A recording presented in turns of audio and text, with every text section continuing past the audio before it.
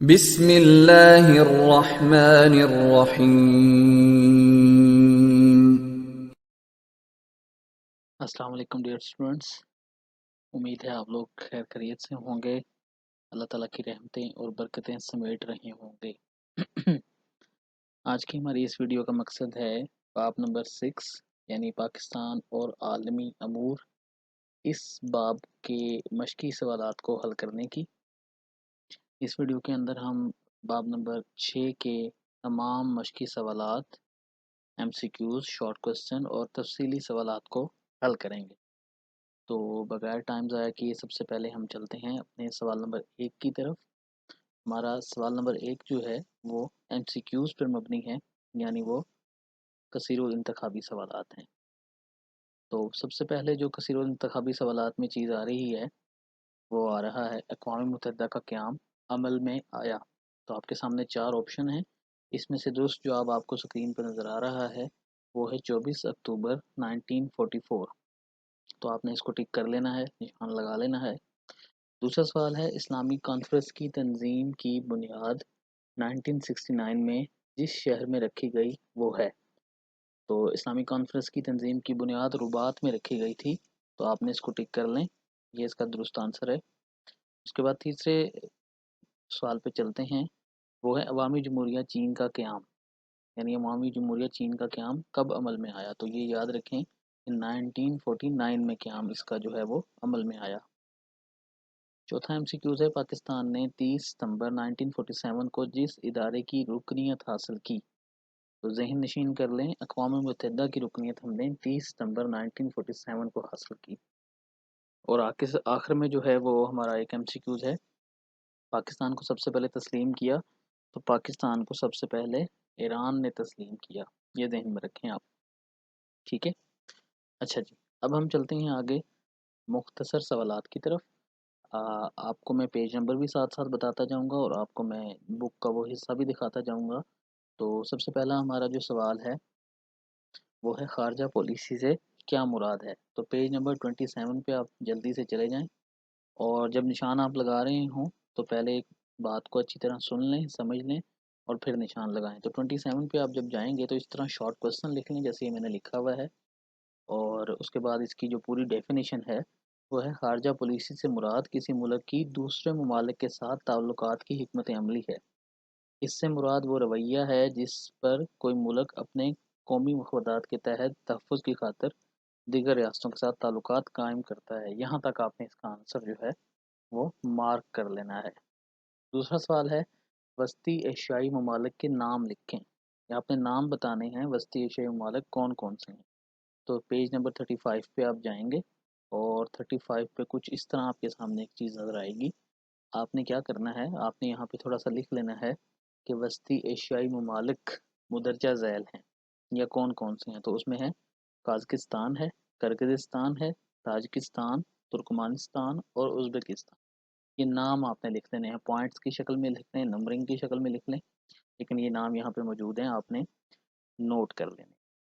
اس کے بعد تیسرا سوال ہے، اسٹوڈنٹس یہ ذہن میں رکھیں کہ تیسرا سوال آپ کو پراپر بک میں سے کہیں سے نہیں ملے گا، تیسرا، چوتھا اور پانچواں۔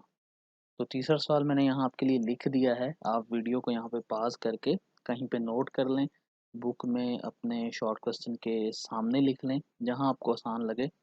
تیسرا سوال ہے گوادر کی بندرگاہ کی اہمیت کو 3 سطروں میں بیان کریں، یعنی 3 سطریں آپ نے لکھنی ہیں جس میں گوادر کی بندرگاہ کے بارے میں بات کی جائے۔ تو اس کا جواب آپ سن بھی لیں۔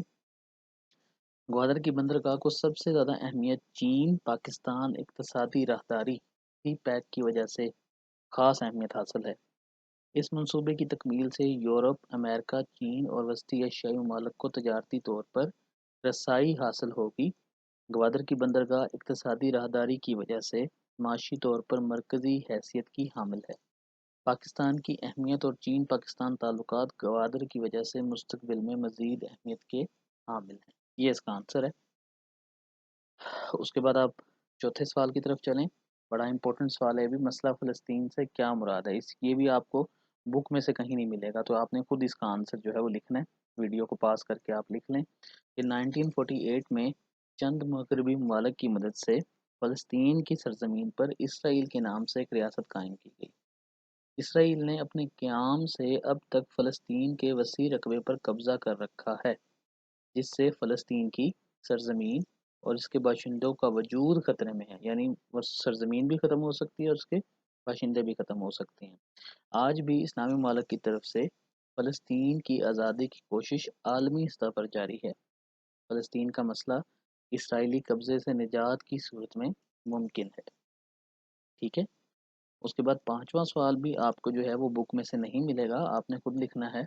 پانچواں سوال ہے، پاکستان کی بری اور بحری راستے کیوں اہم ہیں؟ یعنی آپ نے ریزن بتانی ہے کس لیے اہم ہے۔ تو مغربی ممالک کو ترقی کا سفر جاری رکھنے کے لیے خلیجی ممالک سے تیل کے حصول پر منحصر ہے۔ خلیجی ممالک میں بتا چکا ہوں پہلے بھی کئی دفعہ، عمان، قطر وغیرہ، یہ سارے ممالک، سعودی عرب وغیرہ، یہ تیل ان ممالک کو بحیرہ عرب کے راستے بھیجا جا سکتا ہے۔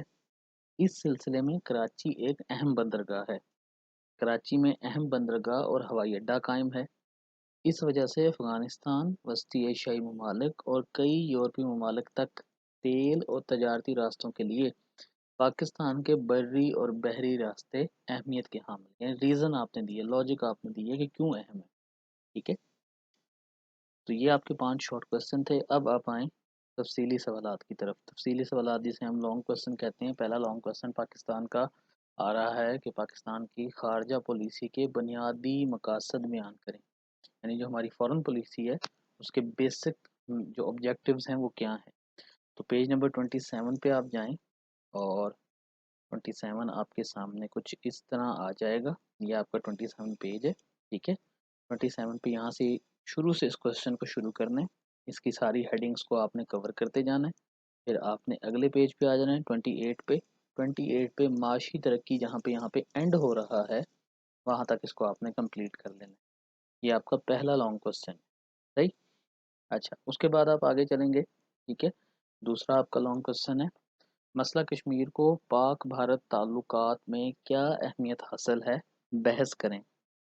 تو پیج نمبر 33 پہ جائیں گے، لیکن 33 پہ جانے سے پہلے آپ ایک چیز ذہن میں رکھیں کہ تھوڑی سی آپ نے ابتدا میں ایک جو ہے وہ اس کی انٹروڈکشن کروانا ہے، ایک چیز بتانی۔ تو میں نے لکھ دیا، آپ یہاں پہ بھی ویڈیو کو پاس کر کے وہ لکھ سکتے ہیں کہ پاکستان اور بھارت دونوں ممالک کے درمیان مسئلہ کشمیر کئی دہائیوں کے گزرنے کے باوجود ابھی تک حل طلب ہے۔ کئی ادوار گزرنے کے باوجود بھی اس مسئلے پر کوئی مثبت پیش رفت سامنے نہیں آئی۔ ذیل میں انہی عوامل پر بحث کی جا رہی ہے۔ یہ آپ نے ایک سٹارٹنگ میں ایک چیز لکھی۔ اب اس کے بعد جو ہے آپ نے بک پہ چلے جانا ہے۔ بک کا جو پیج نمبر میں اوپر بتا چکا ہوں، ٹھیک ہے، یہ آپ کے سامنے 33 پیج ہے۔ کشمیر کی ابتدا ہے، اوپر آپ اس کا انٹروڈکشن دے چکے ہیں، نیچے آپ نے کشمیر کی جو ہے مسئلے کی ابتدا بتا دیں۔ اس کے بعد اس کی جو ہیڈنگز ہیں وہ آپ نے کور کرتے جانا ہے۔ اس کے بعد پیج نمبر 34 پہ آپ نے پہنچنا ہے۔ اس کے بعد جو بھی یہ ہیڈنگز آ رہی ہیں یہ ساری شامل کرنی ہے، اور اینڈ میں جہاں پہ لکھا ہوا ہے موجودہ صورتحال، یہ جہاں بھی ختم ہو رہا ہے اس پیج کے اینڈ میں، یہاں تک آپ نے اس کو کمپلیٹ کر لینا ہے۔ ٹھیک ہے، یہ کوسچن یہاں تک پورا ہو جائے گا۔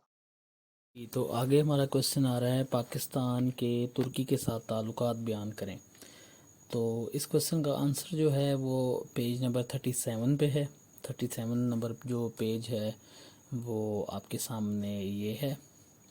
اب یہاں پہ کیا کرنا ہے کہ جیسے آپ کے سامنے نشان لگا ہوا ہے پاکستان کے ترکی کے ساتھ تعلقات، یہ جتنے بھی پوائنٹس ہیں آپ نے اسی طرح یہاں پہ لکھ دینے ہیں۔ ٹھیک ہے، ہیڈنگز آپ کو لگتا ہے آپ بنا سکتے ہیں تو بنا لیں، نہیں تو کوئی ضرورت نہیں ہے ہیڈنگز بنانے کی، کیونکہ اس نے ہمیں بک میں جو کنٹینٹ دیا ہے ہم نے وہی لکھنا ہے، ہمیں کوئی ضرورت نہیں ہے ہیڈنگز بنانے کی۔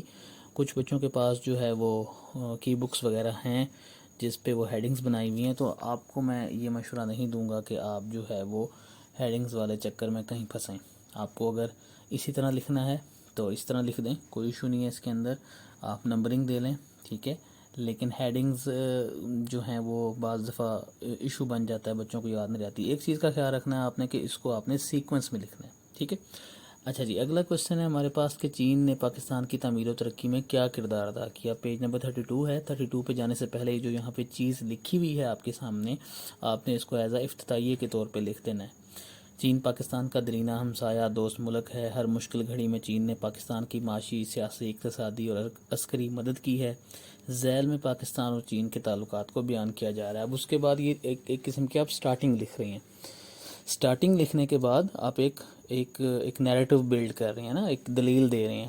اس کے بعد جو ہے آپ نے اپنے پوائنٹس کی طرف آنا ہے کہ بک میں جو کنٹینٹ لکھا ہوا ہے، تو بک میں جو کنٹینٹ ہے وہ آپ کے سامنے یہاں پہ ہے. اس پیج پہ آپ نے آ جانا ہے.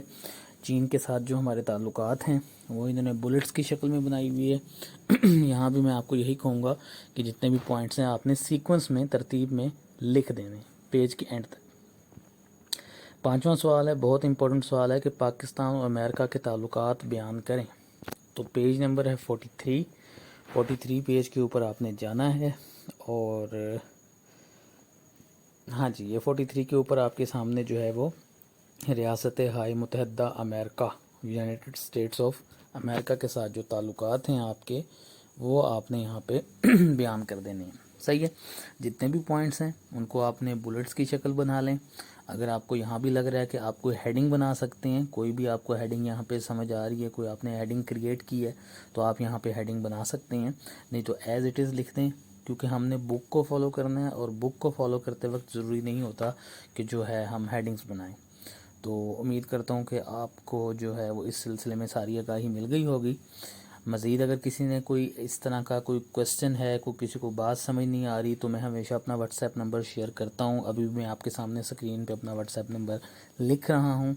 آپ جب آپ کا دل کرے آپ کسی بھی وقت رابطہ کر سکتے ہیں اور کوئی بھی کیوری جو ہے آپ پوچھ سکتے ہیں. اور نیچے اس کے بعد میرا ای میل ایڈریس بھی ہے، محمد شعیب SHOAIBQAU@gmail.com.